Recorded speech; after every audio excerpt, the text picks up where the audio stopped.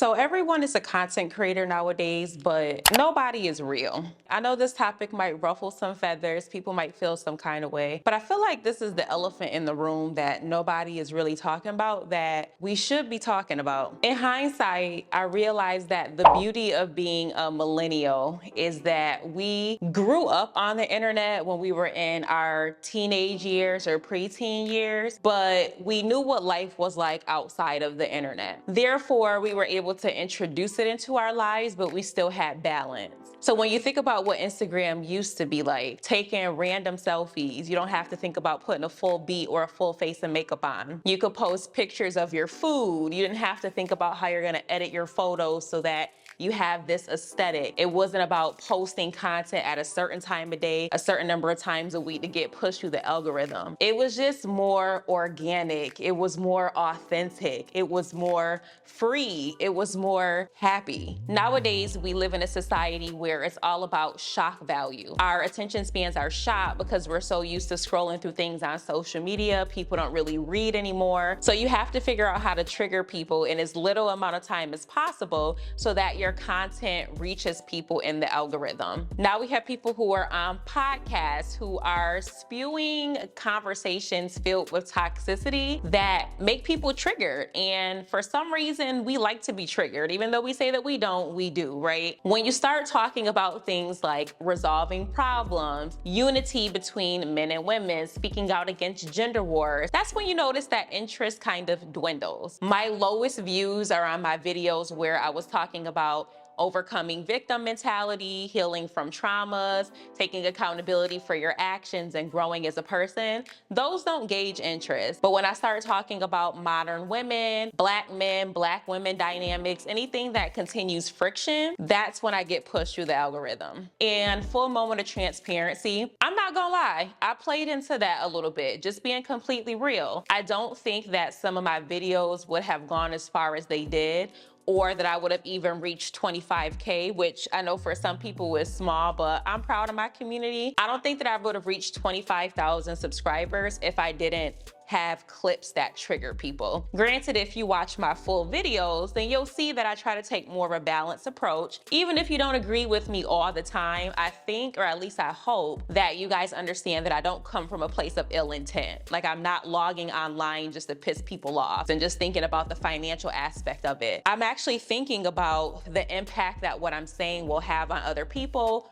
what change I'm looking to make, the benefits that I'm wanting people to gain from watching my content. So it matters to me. Like, your girl, I actually care, you know? But anyway, I say all of that to say that for a while, I did trigger folks on purpose because I knew that it would work. I knew that I could have a video and pick one segment of a video that probably didn't do the best job of fully capturing what I was talking about, but I knew that it would make people respond. And when people respond, that means that it's engagement. And if you get more engagement, you go through the algorithm. And if you go through the algorithm, more people see you. And if more people see you, you get more views, and views mean money, right? So all of that kind of goes hand in hand.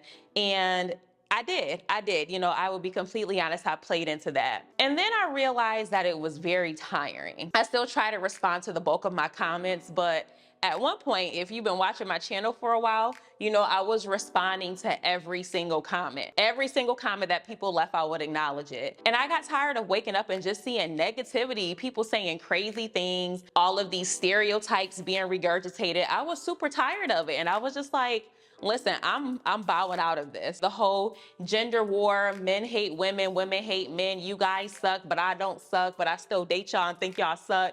I didn't want to be a part of that space anymore. And I don't, like, I truly don't. The second area of where I'm struggling as a content creator is that I realize everyone is trying to live this influencer lifestyle. Everyone wants to look like they have a bag. Everyone wants to look like they have the lifestyle where they can travel, go to Dubai. Next time, go to Bali. They're just happy, money's flowing in. No worries in the world. And for those of you who that might apply to, I'm super happy for you. You know, I'm not hating on you at all. Maybe this video won't resonate with you. But for the vast majority of people who are not living a lifestyle that's all glitter and rainbows, you hop online and you see people who are influencers influencing other people, and it makes you feel like, am I so far off in life that I'm not even resonating with that, there's just no sense of connection. You feel like you don't really resonate with a lot of the people or the content that's out there because it's all just superficial. And as I like to say, I don't like the shallow end. Put me in the deep end, baby. I like to have thought-provoking conversations. I like to be able to express my feelings, show the raw sides of myself so that people can still respect me, but understand that I'm human. I bleed the same way that everybody else does. And I don't want to pedestalize myself or have anybody pedestalize me because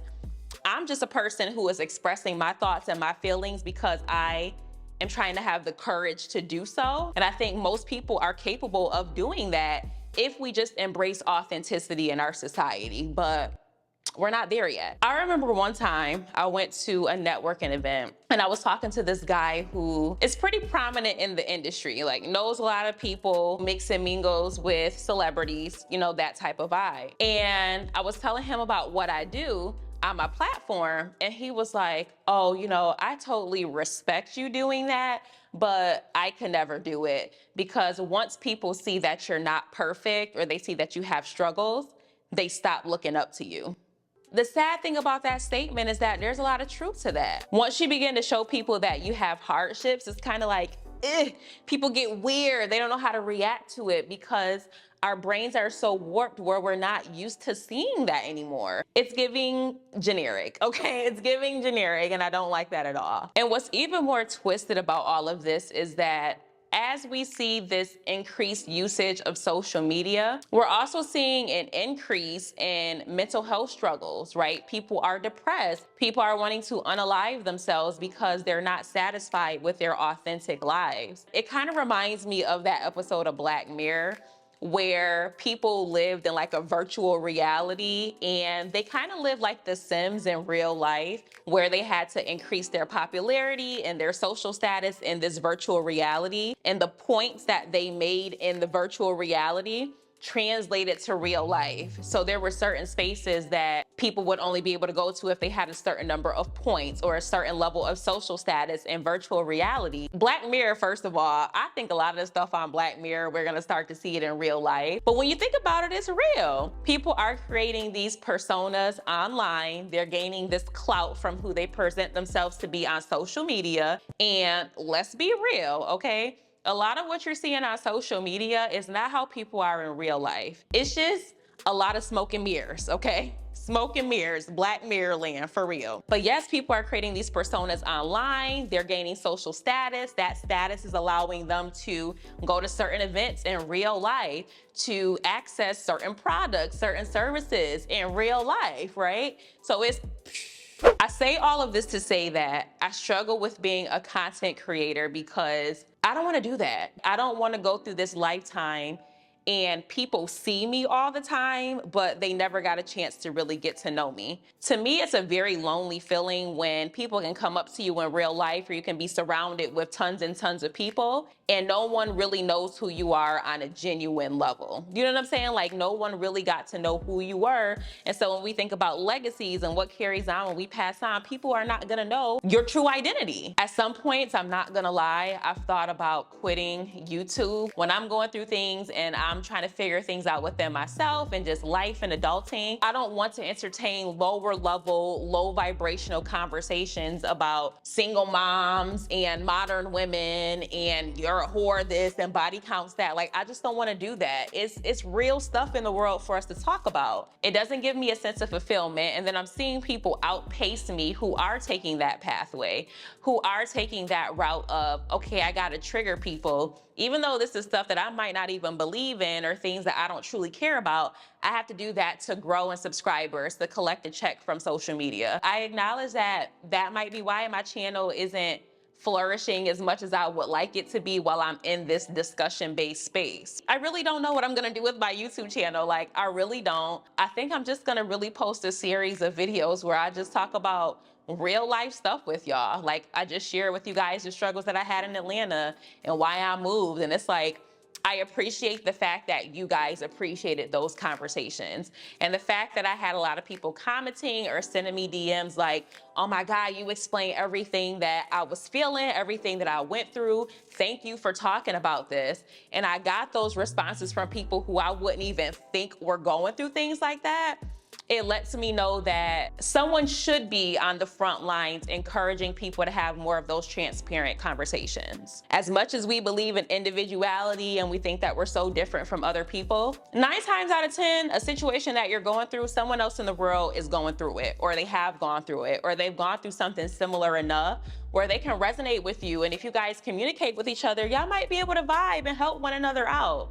And so, I don't know, I guess that's just kind of what I want the focus to be. So yeah, I'm just not with the bullshit. But anyway, if you guys like real chill conversations like this, let me know by liking, comment, sharing, and subscribing if you haven't already. Share this video with your mama and your cousin and them, because we already know YouTube don't like pushing stuff like this through the algorithm. Just being real. And I will see y'all on the next video. As always, stay safe, stay blessed, and until next time, y'all. Bye.